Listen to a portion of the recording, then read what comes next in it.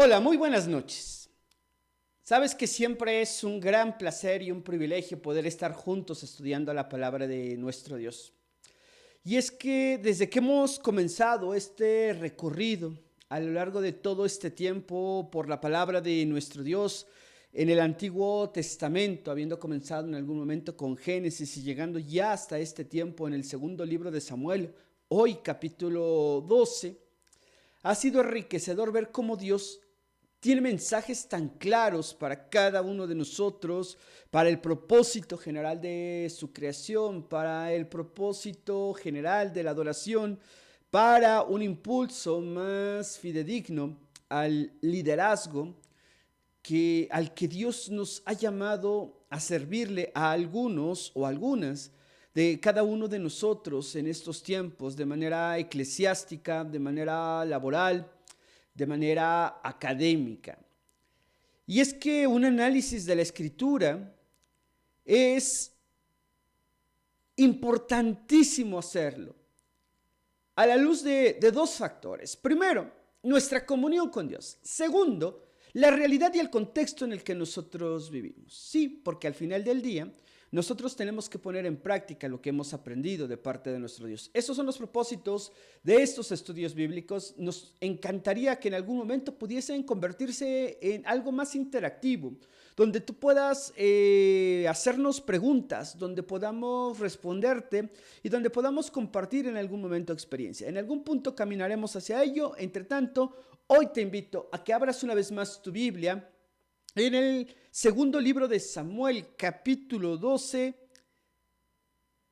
en este momento. Segundo libro de Samuel, capítulo 12. Y te ruego que trates de mantenerte concentrado. Evitemos las distracciones. Si el teléfono suena y no estás esperando una llamada importantísima de vital relevancia, no le prestemos atención. Pongamos silenciar el teléfono, el dispositivo, para que las distracciones no nos interrumpan. Habiendo dicho esto y aclarado todo lo necesario, te invito a aclarar tu rostro, vamos a orar y vamos a pedir al Señor que sea con nosotros y nos ayude en esta hora. Bendito Dios y Padre Celestial, agradecidos estamos contigo por tu gran bondad y misericordia. Gracias, buen Dios, por la oportunidad que das a tu iglesia en esta noche de poder estudiar tu palabra, de poder aprender de ti, de poder deleitarnos en el conocimiento de lo que tú tienes para nosotros.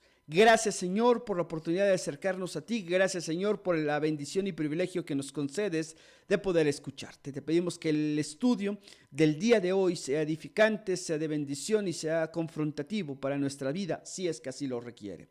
Te lo pedimos en el nombre de tu Hijo amado Cristo Jesús, Señor nuestro. Amén. Muy bien, amados hermanos, vamos a entrar en materia, vamos a revisar un poquito. Y simplemente creo que a diferencia de otros capítulos en los que el resumen ha tenido que ser un poquito más amplio, una disculpa si no has visto los capítulos anteriores, no te preocupes, en el apartado de videos en nuestro perfil en Facebook podrás encontrarlos absolutamente todos los estudios bíblicos, las predicaciones, los cultos de los domingos y un sinfín de recursos que serán de gran bendición. Y ahí encontrarás lo relativo al estudio anterior. Pero creo que en esta ocasión un versículo puede resumir qué pasó en el capítulo anterior. La historia es muy corta en cuanto a lo que sucede. David y Betsabé. Sí, ya sabemos todo lo que David hace para maquinar y dar rienda suelta a esta tentación que enfrentó y no supo cómo lidiar con ella y cede traicionando los principios de su Dios, básicamente. Y el versículo que lo complementa, o que mejor dicho lo describe de una manera muy puntual, es el versículo 27 del capítulo 11. Te lo voy a leer simplemente. Dice: y pasado el luto, envió David y la trajo a su casa, y fue ella su mujer, y le dio a luz un hijo. Mas esto que David había hecho fue desagradable ante los ojos de Jehová. ¿Qué pasó? David pone los ojos en alguien que no debía, hace lo que no debía, y todavía empeora las cosas con lo que no debía. Tiene relaciones con Betsabé, ella queda embarazada, pretende engañar a Urías cuando no, el esposo de Betsabé, cuando esto no es factible, literalmente manda a que lo coloquen en una posición donde lo van a matar. Entonces, sí, es el actor intelectual de la muerte de Urías, Eteo, esposo de Betsabé. Y una vez que se entera de la noticia para agravar el asunto, manda a traer a Betsabé y queda como el buen hombre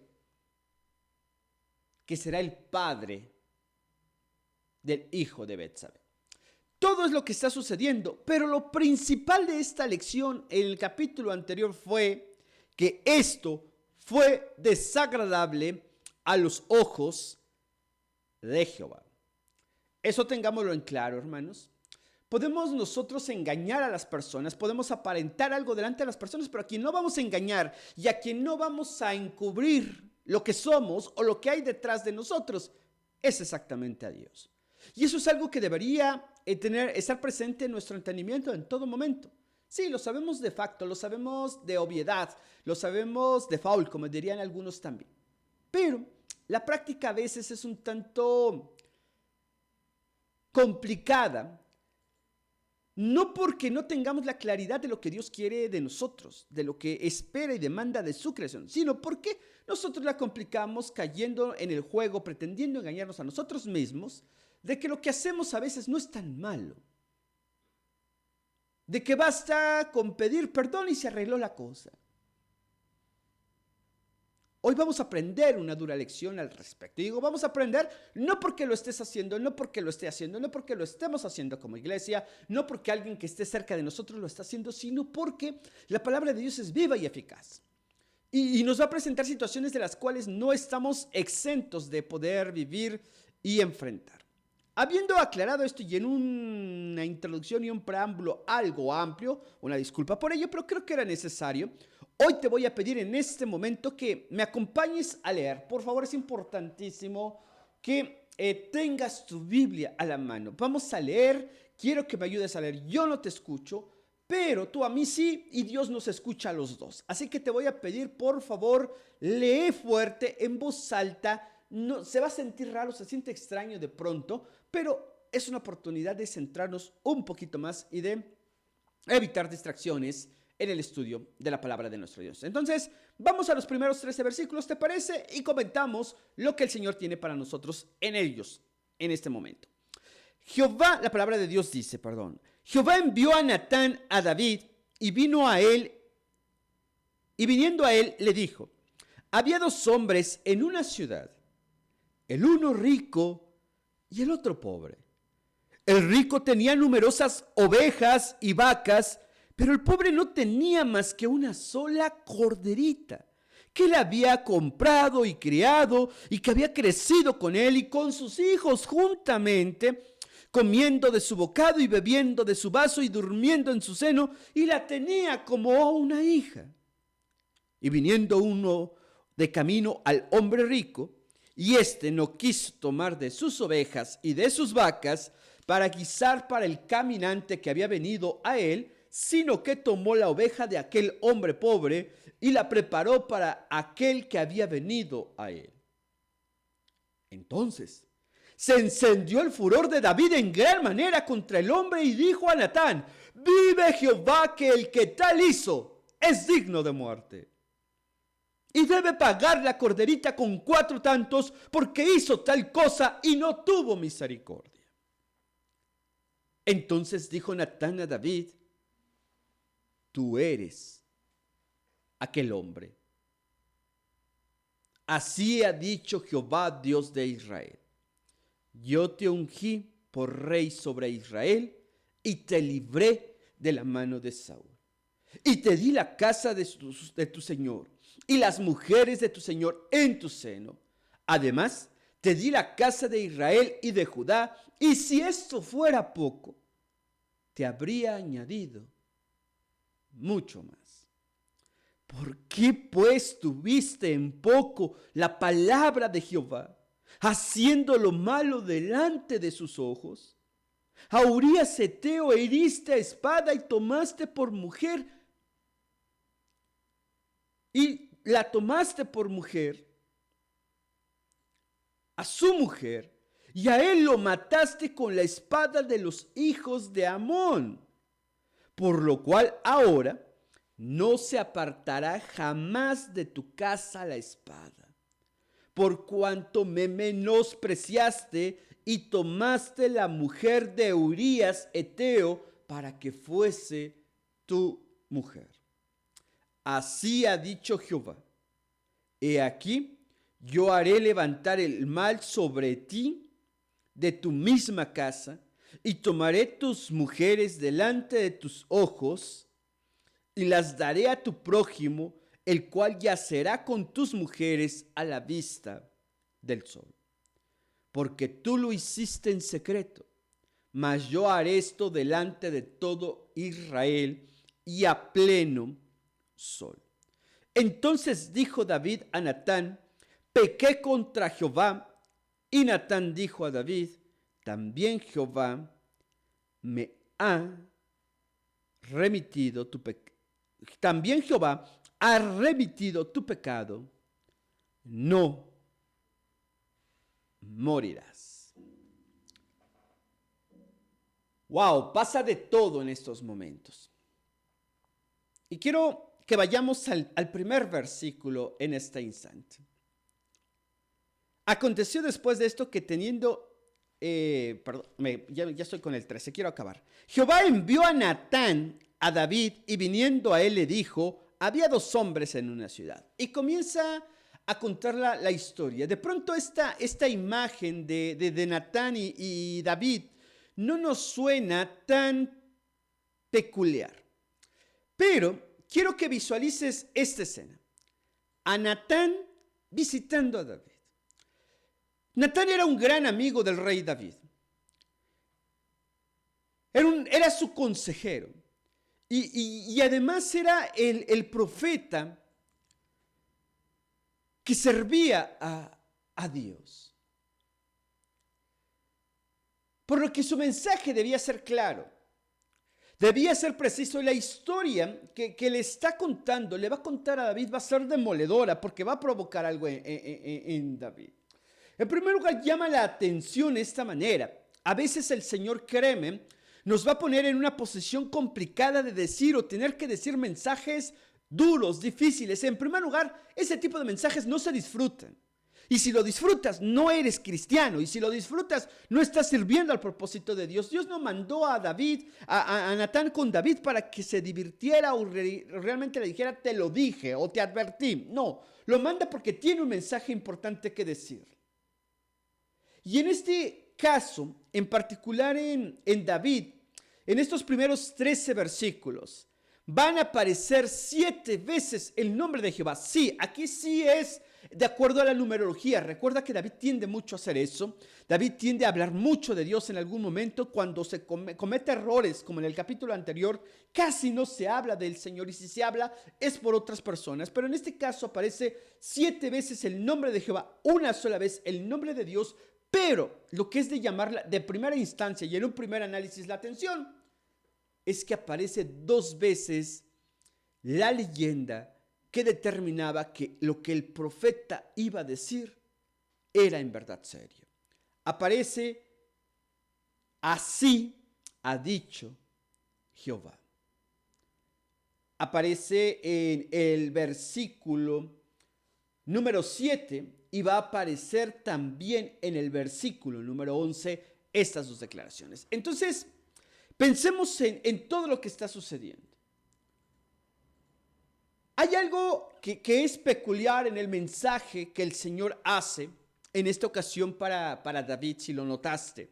A diferencia de otros momentos en los que tuvo un encuentro difícil con Samuel, a diferencia de lo que va a pasar en otros personajes bíblicos, en los jueces particularmente, el Señor en este momento le va a decir a David: a ver, David, a pesar de que yo en este momento te saqué del lugar en el que tu familia te tenía, te puse por rey sobre Israel y de Judá, te di a las mujeres de Saúl que quisiste. Te di una casa, te di poder, te di posición en todo esto. De ahí te saqué, David. Y algo que me llama mucho la atención, en el versículo número 8, vamos a andar recorriendo de atrás para adelante, el capítulo se presta para ello. En el versículo número 8 al final dice, si esto te fuera poco, te habría añadido aún mucho más. No sé cuánto puede pesar este tipo de discurso en la vida de cualquier persona. Para comprender un poco más a David, pensemos en lo que sucede en nuestra vida cuando por errores nuestros, cuando por decisiones nuestras, cuando por intervenciones nuestras, dejamos crecer, dejamos de crecer y dejamos de servir a Dios.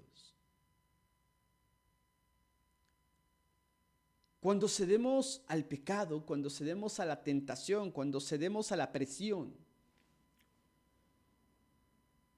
abandonamos quién somos. El Señor le dijo a David, si tú hubieras sido fiel, David, en esto, te habría dado mucho más.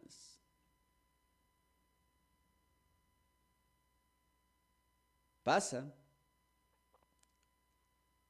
cuando permitimos que algo o alguien interfiera en nuestra relación.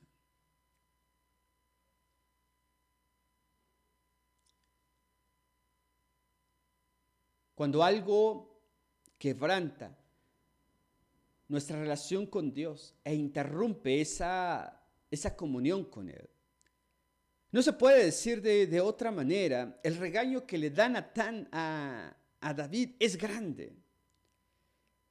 Pero antes de llegar a ese regaño, pasó algo que es curioso, porque también puede estar presente en algunas de nuestras acciones hoy en día. Por eso la Escritura nos dice que todo hombre sea pronto para oír y tardo para hablar. Porque cuando no tenemos en claro lo que está sucediendo, nos dejamos llevar por el impulso, por el enojo, por la frustración, por la molestia temporal que estamos sintiendo en estos momentos. O en esos momentos de opresión, de angustia. Y lo que sucede en este momento es que cuando Natán le comenta a David la historia de un hombre rico que tenía todo, que lo tenía todo, que tenía un ganado impresionante, miles de ovejas, miles de vacas, evidentemente no dice la cantidad, pero para que podamos entender un poco a qué se estaba haciendo referencia a Natán, y le dice, vienen a visitarlo, y de repente al lado había un hombre pobre que tenía una sola ovejita, la criaba, la cuidaba, la metía a su casa, la bañaba, la cepillaba, le daba de comer de lo mismo que él comiera, quería un chorro, era su propiedad más valiosa, evidentemente después de sus hijos y su familia. Y cuando el hombre rico viene, la visita, pues voltea y dice, pues de él, yo para qué sufro, yo para qué pierdo. Eso es lo que comenta. Y de pronto, ¿qué sentirías tú en el caso de David? Cuando te dicen que alguien ha sido injusto con otra persona a la que consideras tú indefensa.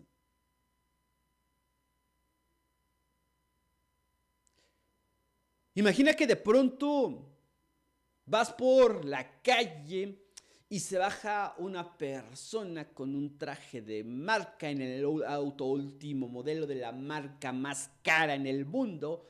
Ve a una persona indigente en la calle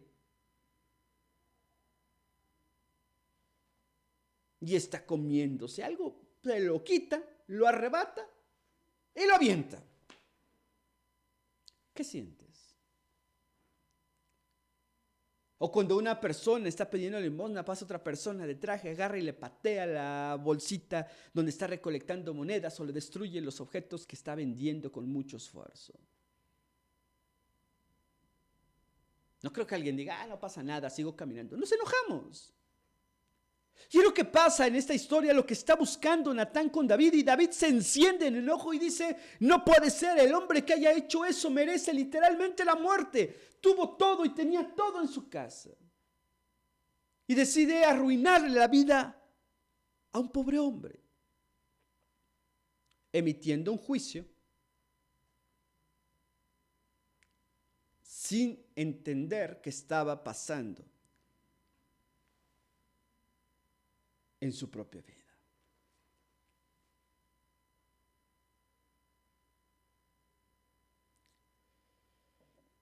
En el versículo 9, quiero llevarte a este punto.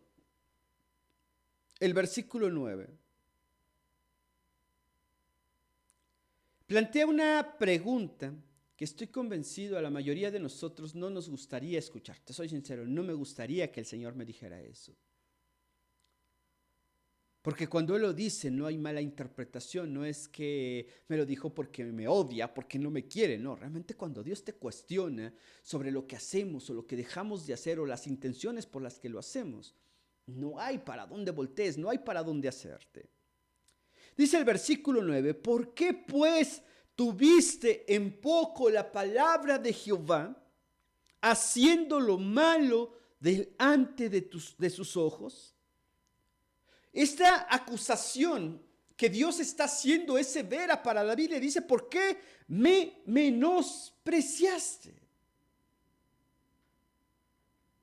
¿Por qué no tuviste temor de la palabra de nuestro Dios?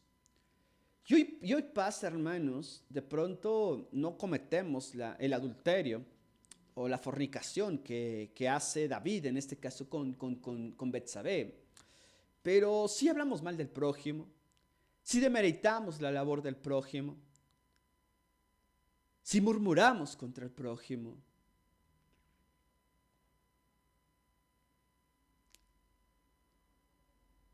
Si dejamos de apoyar lo que otros hacen por el hecho de que no nos parece, no nos gusta o no estamos de acuerdo.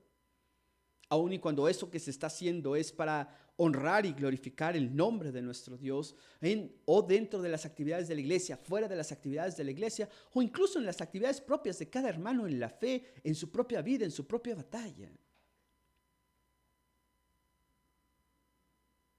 Eso es menospreciar la palabra de Dios. Eso es hacer lo malo delante de los ojos del Señor. Porque de pronto reducir todo al pecado del adulterio y la fornicación, en este caso, sí es sencillo la historia, porque eso fue lo que pasó. Sí es sencillo lo que aparece en Samuel 12, porque eso fue lo que pasó. Pero una aplicación lógica en nuestra vida tiene que ver con lo que tú haces y con lo que tú tienes que dejar, con lo que hacemos o dejamos de hacer como creyentes en nuestra vida. Ahora, quiero que pienses en esta parte también. La sentencia de él es clara y le dice a Urías, heriste espada y tomaste por mujer a su mujer y a él lo mataste. Por lo cual en el versículo 10 viene una sentencia, no se apartará jamás de tu casa la espada por cuanto menospreciaste y tomaste la mujer de Urías Eteo para que fuese tu mujer. El profeta no dejaba de quitar el dedo del renglón, de incomodar a David, de hacerle sentir vergüenza por lo que él estaba haciendo, por lo que había hecho.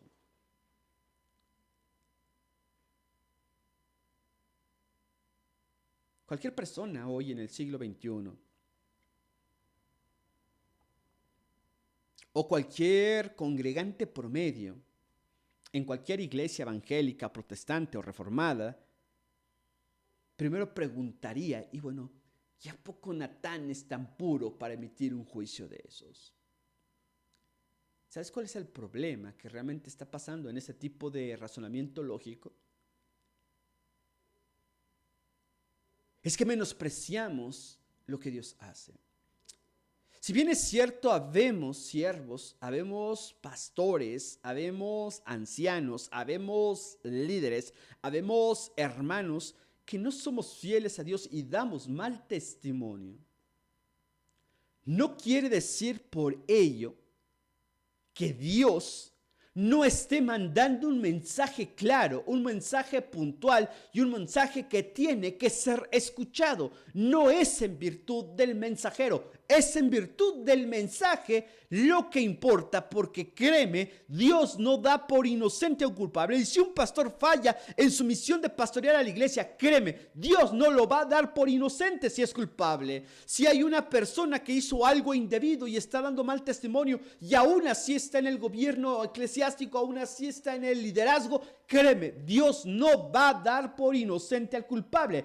Créeme que si a David no se le refrenó, no se le impidió de ser sancionado, no se le protegió, si Dios mandó a un profeta contra uno de sus reyes consentidos junto a aquel que sería el comienzo de la descendencia del Mesías, el Salvador, ¿qué crees que va a hacer con aquellos que no honran, que no glorifican, que no tienen temor de Dios en sus vidas? Sí, todo esto se desprende de una pregunta que Natán le hace a David en nombre de Dios. ¿Por qué tuviste en poco?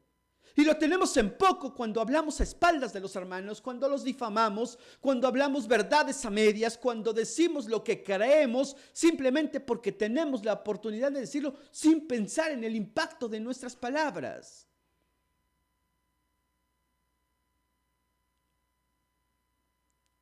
Es similar a lo que hizo David. Y la sentencia del Señor es, por lo tanto, David, no se va a apartar de ti la espada. Ahora quiero que escuches lo que dice el Salmo 32, libro de los Salmos, Salmo 32, versículos 3 al 5. Mientras callé, se envejecieron mis huesos en mi gemir todo el día, porque de día y de noche se agravó sobre mí tu mano, mi vigor se convirtió en sequedades de verano, mi pecado te declaré y no encubrí mi iniquidad, dije, confesaré mis rebeliones al Señor y tú perdonaste la maldad de mi pecado. Esto es lo que dice el Salmo 32. Y adivina qué, sí, el autor es David. Cuando lo leemos ese salmo causa una sensación que nos pone la piel chinita por lo que está pasando y de repente también lo romantizamos mucho. Decimos, sí, es una persona contristada, es una persona arrepentida.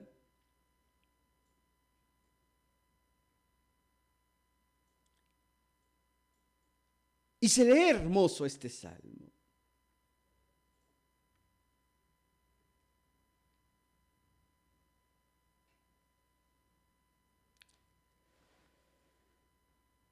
Una de las cosas que Dios plantea en estos momentos, en esa relación de David y de lo que está pasando, va a presentar justo lo que el Salmo estaba diciendo. Quiero que pienses cuando Natán, el profeta, va a ver a David, ha pasado poco más de un año.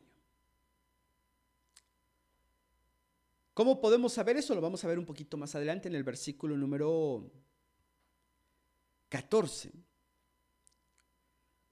Pero en este punto quiero que nos detengamos un poquito y pensemos en lo que puede ser en nuestra vida sostener o encubrir un pecado por tantísimo tiempo. Insisto, puede que los demás nunca lo noten, Pero si tú no hablas con Dios, si tú no te confiesas con Dios, si tú no le declaras a Dios lo que hiciste, en primer lugar significa algo claro que a la doctrina, a la luz de la doctrina reformada que tenemos nosotros, no hay arrepentimiento. Y si no hay arrepentimiento, no hay temor de Dios. Y si no hay temor de Dios, no eres hijo de Dios. A todo eso te lleva a no confesarle a Dios. ¿Qué pudo haber pasado? ¿Qué pasó por la mente de David? Una persona temerosa del Señor, una persona que caminó con él, una persona que libró batallas en el nombre de Dios, una persona que se sujetó a Dios hasta este punto, para que pasado un año no haya hecho absolutamente nada por remediar esta situación, no haya hecho nada por pedir perdón a Dios en todo este tiempo. ¿Se alejó David un año y medio, un año y meses del templo? No, seguramente estaba ahí cuando se ofrecía el sacrificio, seguramente estaba ahí cuando se pedía perdón a Dios por los pecados, pero David no habló, y esto es una carga muy pesada en la vida de las personas. Ahora, quiero que veas también lo que el Señor está diciendo en el libro de los Salmos, otro salmo que también es romántico para nosotros y aparece aquí, va a aparecer en nuestras pantallas, el Salmo 51, versículos 1 al 4. Sí, otro salmo emblemático, y este tal vez nos ayuda porque en el título dice la situación que David y por la cual escribió. Pero ahora quiero que pienses a la luz de lo que venimos diciendo. Dios le dice, eres culpable, Él te considera culpable, pero también te dice que no morirás. Esto aparece en el versículo 13, pero aquí en el Salmo 54 menciona: ten piedad de mí, oh Dios, conforme a tu misericordia, conforme a la multitud de tus piedades, borra mis rebeliones. Lávame más y más de mi maldad y límpiame de mi pecado. Porque yo reconozco mis rebeliones y mi pecado está siempre delante de mí. Contra ti solo he pecado y he hecho lo malo delante de tus ojos, para que seas reconocido justo en tu palabra y tenido por puro en tu juicio. Eso, insisto, está en el Salmo 51, versículos 1 al 4. El Salmo completo es brutal, es fuerte, es tremendo, choca, desarma a todos los que nos acercamos a Él y que sabemos que en algún momento hemos hecho cosas de las cuales ni siquiera deberíamos sentirnos orgullosos. Humillar a nadie no es motivo de orgullo. Faltarle al respeto a alguien en público no es motivo de orgullo. Demeritar la autoridad de alguien simplemente porque no nos parece no es motivo de orgullo, ni es cristiano, ni hablamos la verdad por el hecho de hacerlo en la manera inadecuada o inapropiada. No es motivo de orgullo. Por el contrario, quiero que pensemos en lo que pudo haber sentido David cuando escuchó estas palabras.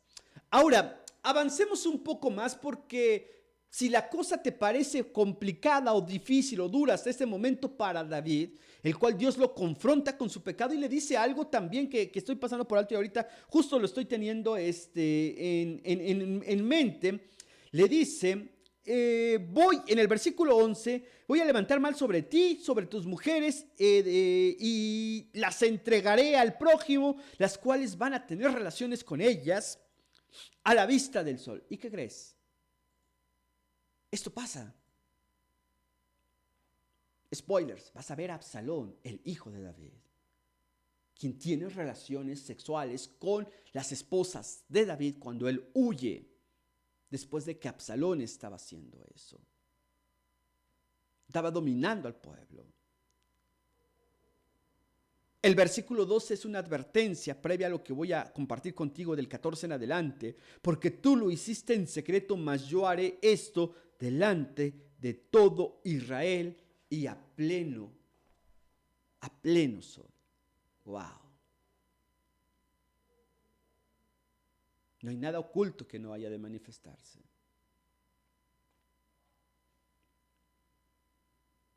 Alguna ocasión escuché a alguien decir algo de otra persona, negativo, muy malo por cierto,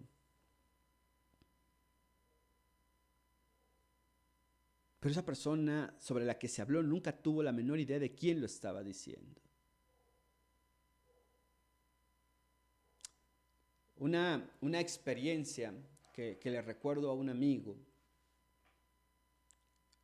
fue que en el momento tuvo una dificultad muy seria en la iglesia en la que él trabajaba. Y enviaron un documento serio a su presbiterio,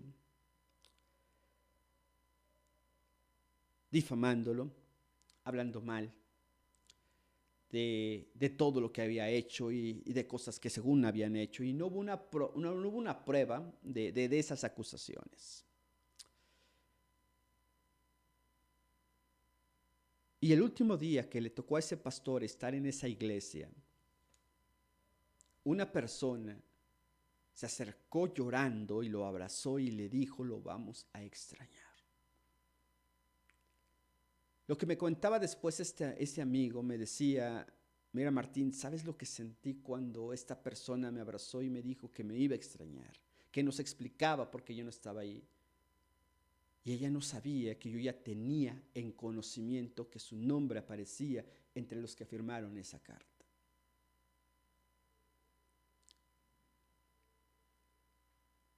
Lo que tú haces en secreto, hermanos, tomando esta anécdota de este amigo, lo que tú haces en secreto siempre sale a la luz.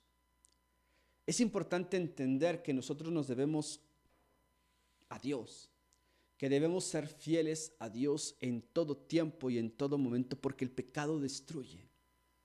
No hacer lo bueno también destruye. No hablar en favor del necesitado destruye. Sabiendo que están difamando a alguien y tú no dices nada, también destruye, aunque tú no lo hayas dicho.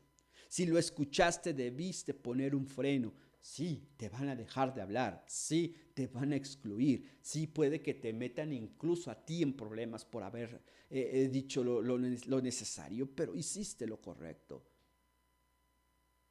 Esa es la actitud.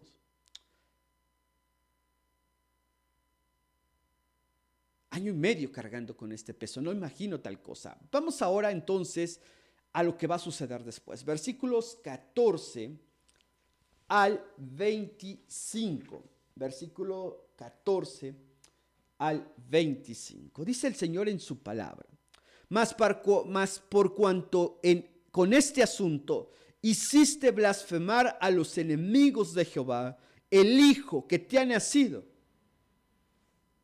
ciertamente morirá. 2 meses de embarazo, explico esto rapidísimo, hasta la muerte de Urías, 7 meses al nacimiento del bebé, 9 meses, más el tiempo que debió haber tardado el profeta. El bebé debió haber tenido, el niño debió haber tenido alrededor de 2 años, aproximadamente, más o menos. Seguimos. Y Natán se volvió a su casa, y Jehová hirió al niño que la mujer de Urías había dado a David, y enfermó gravemente. Entonces David rogó a Dios por el niño, y ayunó, y entró, y pasó la noche acostado en tierra. Y se levantaron los ancianos de su casa, y fueron a él para hacerlo levantar de la tierra, mas él no quiso, ni comió con ellos pan. Y al 7º día murió el niño, y temían los siervos de David hacerles saber que el niño había muerto, diciendo entre sí: cuando el niño aún vivía le hablábamos y no quería oír nuestra voz. ¿Cuánto más se afligirá si le decimos que el niño ha muerto? Mas David, viendo a sus siervos hablar entre sí, entendió que el niño había muerto. Por lo que dijo David a sus siervos: ¿ha muerto el niño? Y ellos respondieron: ha muerto. Entonces David se levantó de la tierra y se lavó y se ungió y cambió sus ropas y entró en la casa de Jehová y adoró. Después vino a su casa y pidió, y le pusieron pan y comió. Y le dijeron sus siervos: ¿qué es esto que has hecho? Porque el niño viviendo aún ayunabas y llorabas, y muerto él, te levantaste y comiste pan. Y él respondió, viviendo aún el niño, yo ayunaba y lloraba, diciendo, ¿quién sabe si Dios tendrá compasión de mí y vivirá el niño? Mas ahora que ha muerto, ¿para qué de ayunar podré yo hacerle volver? Yo voy a él, mas él no volverá a mí. Y consoló David a Betsabé su mujer, y llegándose a ella, durmió con ella, y ella le dio a luz un hijo, y llamó su nombre Salomón, al cual amó Jehová. Y envió un mensajero por medio de Natán el profeta, así llamó su nombre, Jedidías, a causa de Jehová. Y esta imagen que tú ves aquí es un retrato, evidentemente, no había fotografías. No es David. Ni así era David, así se lo imaginó el autor de la pintura. Y de repente es duro ver a una persona en sufrimiento. No es sencillo ver a un familiar enfermo, a una persona que está luchando contra su vida con enfermedades devastadoras que destruyen el cuerpo totalmente, que provocan dolor, y como familiar no puedes hacer nada más que orar y acercar el medicamento para mitigar el dolor de tu familiar, o estar en una sala fría de hospital esperando a que te den noticias de él. No hay más que hacer. Como padre resulta frustrante, debe resultar frustrante el perder a un ser querido, a un hijo tuyo. Sea que haya estado en el vientre de tu esposa o haya estado en tu vientre y no haya nacido con vida, o que haya nacido y haya muerto, o que haya crecido un poco y una enfermedad le quitase la vida. No me imagino el dolor de David. Aquí tenemos esta imagen donde nos representa, pero quiero que veas la siguiente imagen también. Es otra representación, es una interpretación de lo que también pudo estar pasando con Betsabé. De pronto nos centramos en David. Es el centro de la historia de acuerdo al mensaje. Es con quien Dios tenía que hablar, porque en este caso el que la regó, el que metió la pata, como diríamos en México, fue David, no fue Betsabé. Betsabé no se encontraba en una posición de ofrecer resistencia en ese momento. Betsabé no tenía derechos en ese momento. David abusa de su autoridad y Betsabé, teniendo temor de su vida, simplemente está ahí presente. Y de pronto me cuesta mucho trabajo ver el sufrimiento, entender el sufrimiento que debió haber atravesado Betsabé por un error, por una decisión equivocada, por haber violentado la autoridad de Dios. Y no lo resuelve la pregunta moralista de algunos hoy en día. ¿Y qué culpa tenía Betsabé? ¿Y qué culpa tenía el niño? ¿Por qué Dios no le quitó la vida a David? ¿Por qué Dios no castigó a David? ¿Y por qué digo que son preguntas moralistas? Porque vienen de fondo tratando de expulsar nuestras propias culpas. Es como de pronto si hoy en día quisiéramos que se sancionara a aquel que está difamando, pero yo también soy parte de otra difamación. Eso es lo absurdo. Entonces el dolor de estos padres debió ser brutal, debió ser terrible. Simple y sencillamente el Natán se acerca y les dice, se va a morir el niño. ¿Y qué dices? ¿Qué haces?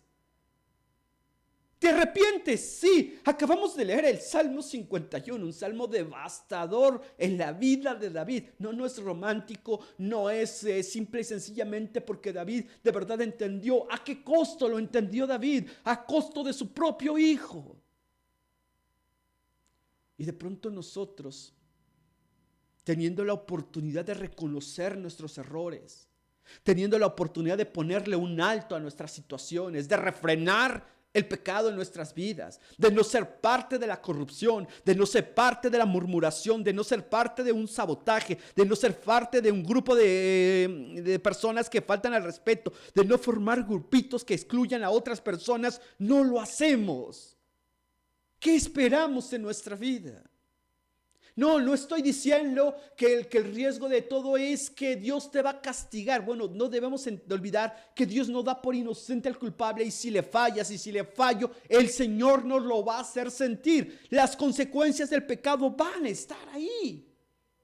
Dios no las va a pasar por alto. Dios no va a ignorar lo que estamos haciendo. Su propia naturaleza va en contra de ello. Nos ha perdonado, por supuesto. Dios le dijo a David, Dios te ha perdonado, David. ¿Y qué dijo David? Uf. Pero hay consecuencias.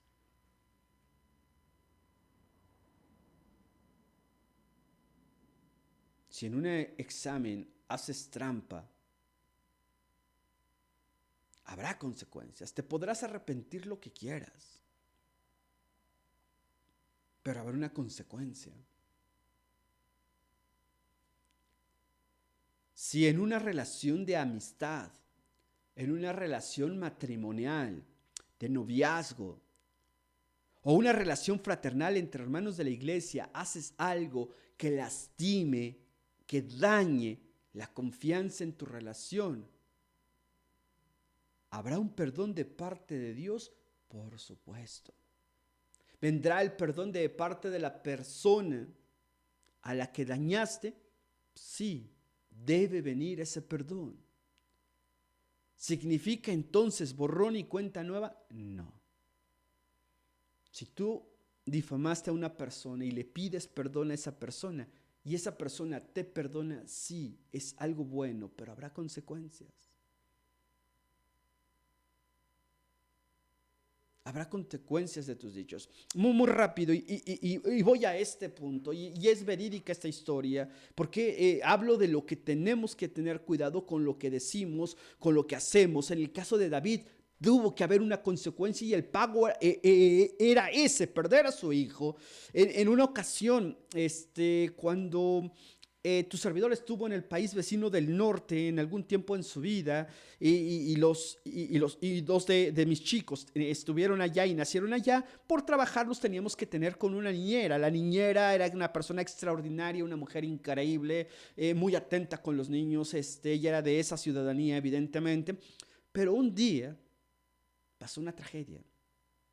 Una de las bebés que cuidaba, que por cierto tenía la edad de mi hija menor en ese momento, tenía algunos meses de nacida, fallece en su cuidado. Tragedia. Vino la policía, la detuvieron, se investigó y los papás dijeron que ella la había matado. En la investigación se demostró que la pequeña ya tenía un problema respiratorio, que tenía un problema severo, que no estaba siendo atendida médicamente y que esto era inevitable que pasara. Y los papás ocultaron esa información. Le pidieron perdón a la niñera por haber dicho esto. Cuando yo la busqué a ella, en primer lugar para saber cómo estaba, ella me notificó que tenía que cambiarse de estado. Iba a iniciar un proceso incluso de un cambio de nombre legal, porque toda su familia había tenido consecuencias. Tenía un par de pequeños, una niña de entre 9 y 10 años y un niño de 8 años, en los cuales sus compañeritos de la escuela les decían: hijos de la niñera asesina, hijos de la niñera diabólica. Wow. Los papás de esa pequeña evidentemente estaban pasando por un dolor fuerte, pero no daba para mentir. No daba para difamar a nadie. ¿Pidieron perdón? Sí. ¿La niñera los perdonó? Sí. Pero esa mentira destruyó su vida. Hubo consecuencias de esa mentira, para unos y para otros. Lo que Dios le estaba diciendo a David era serio. David, por cuanto con este asunto hiciste blasfemar a los enemigos de Jehová, vendrá una consecuencia en tu vida. La advertencia es, hermanos, Dios no da por inocente al culpable, y si somos sus hijos, aún así tendremos que pagar por lo malo que hagamos o por lo bueno que dejemos de hacer. El cristiano tiene que cuidar mucho su vida. Resulta a veces errónea la percepción que tenemos de la gracia y del perdón en nuestras vidas. Pero decimos, perdón, Señor, perdóname, no quise decir esto, pero lo dijiste. Ya estuvo. Sí, hay arrepentimiento, tiene que haber arrepentimiento. Y Dios te perdona, por supuesto. Dios es fiel y justo para perdonar todos nuestros pecados. Eso queda claro y debemos tenerlo presente, hermano. Pero quiero dejarte dentro de esto antes de pasar a la última parte de nuestro capítulo, que es una parte muy pequeña, que realmente no tiene mucho de qué sacar de este punto. Pero quiero dejarte el siguiente versículo que aparece en Proverbios, capítulo 3, versículo 11 y 12, que vamos a ver a continuación también aquí en tu pantalla. Si no lo alcanzas a ver, no te preocupes. Está en Proverbios, capítulo 3, versículo 11, y que dice: Hijo mío, no desprecies la disciplina del Señor, ni te ofendas por sus reprensiones, porque el Señor disciplina a los que él ama. Proverbios 3, 11 y 12. La disciplina no siempre es grato. ¿Qué pasa con David para cortar ya la historia dirigiéndonos al final? David reconoce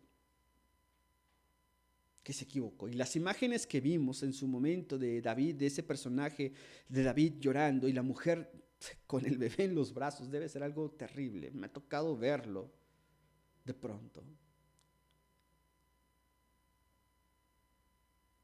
Y es devastador porque no hay nada que les puedas decir. Los siervos estaban a un lado, los ayudantes de David, los consejeros de David estaban. Natán no estaba. Todos ellos estaban ahí y estaban preocupados porque veían a David llorando, porque veían a la mamá gritando seguramente de dolor, enojada, molesta con la vida, molesta con Dios, molesto con David, molesta con ella misma, molesta con todo el mundo. Es natural, el dolor provoca eso. Y ellos no son objeto de juicio en este momento, pero David lloraba y se desesperaba. Pero cuando entiende que ha muerto el niño, es una actitud interesante la que él toma. No sé cuántos lo haríamos nosotros, yo no tendría ese valor, no lo sé todavía. Pero David se levanta, entiende que ha muerto, les pregunta, le responden y se baña, se cambia. Y lo primero que hace, esto debemos tenerlo claro nosotros, lo primero que va a hacer David en este momento, va al templo, va a adorar a Dios. Sí, la belleza del Salmo 51 ahí se plasma. El salmo que también menciona: mientras callé, mis huesos se envejecieron en mi gemir todo el día. Se volvió mi verdor en sequedades de verano.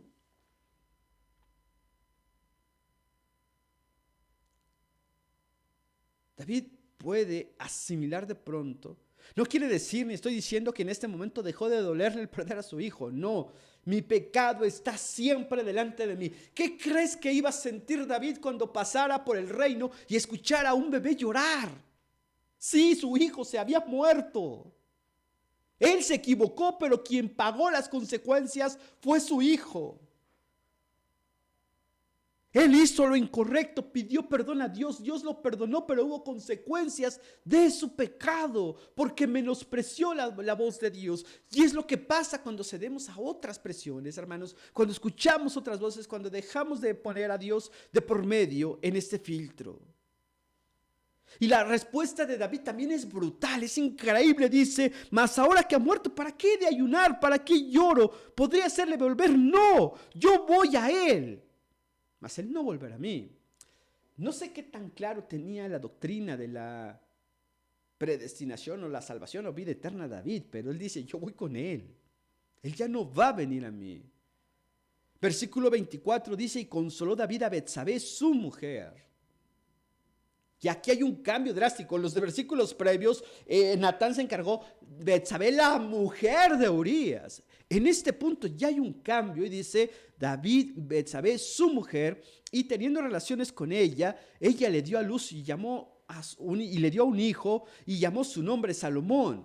Aquí lo que increíble de la historia es: al cual amó Jehová.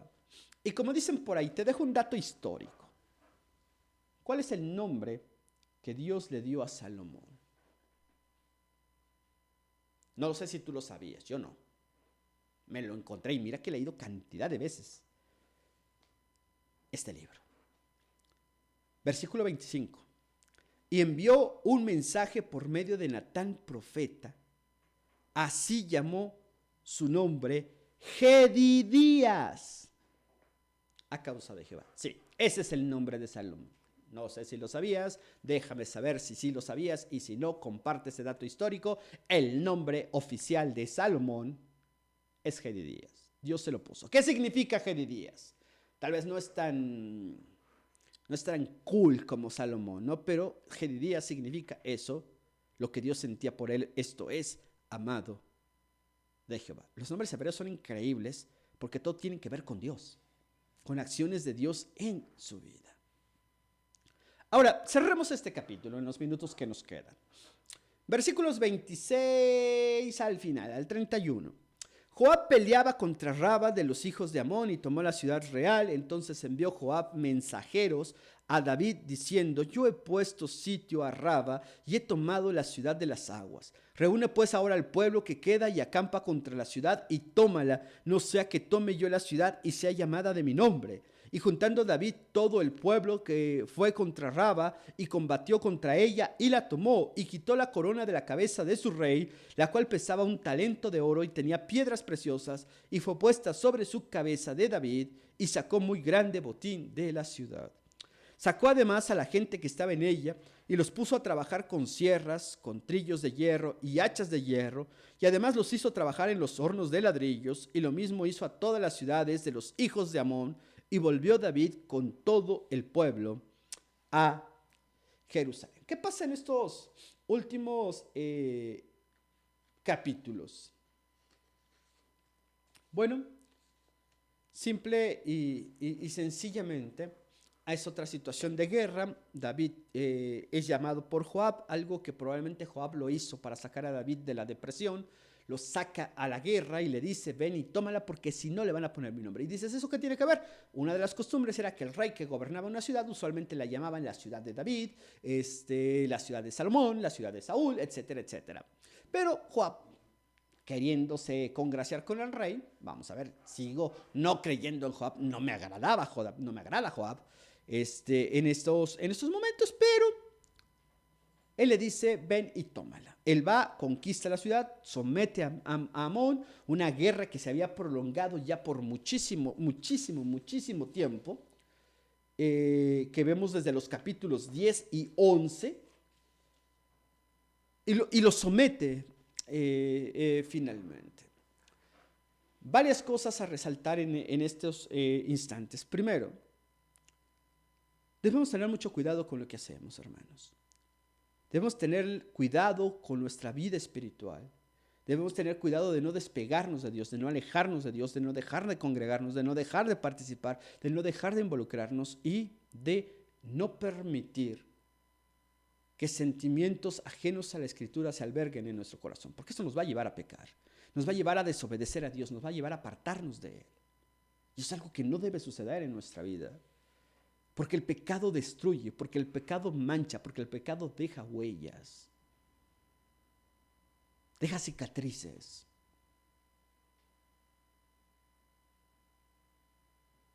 Deja un impacto en la vida.